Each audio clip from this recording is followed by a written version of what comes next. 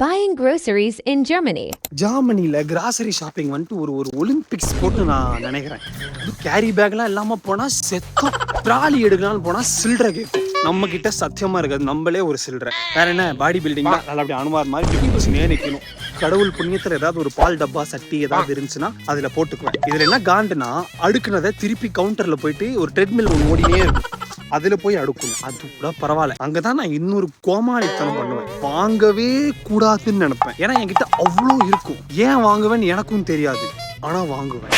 வேற என்ன, carry bag தான். இதை நான் யூஸும் பண்ண மாட்டேன். இது கூட மன்னிச்சிடலாங்க. நம்ம ஊர்ல நம்ம கிராசரி ஷாப்பிங்லாம் போனா அவங்களே கியூட்டா கேரி பேக்லாம் எடுத்து அதில் பொருள் போட்டு பில்லு கொண்டு போட்டு இந்தாங்கன்னு கொடுப்பாங்க. இந்த ஊர்ல செக் அவுட் ப்ரெஷர்னு ஒன்று இருக்கு. அதெல்லாம் அப்படியே மெஷின் கன் மாதிரி சில்லு சில்லு சில்லுன்னு அனுப்பிக்கிட்டே இருப்பான். அனுப்பி முடிச்சுட்டு பில் அமௌண்ட்டே சொல்லிடுவான்.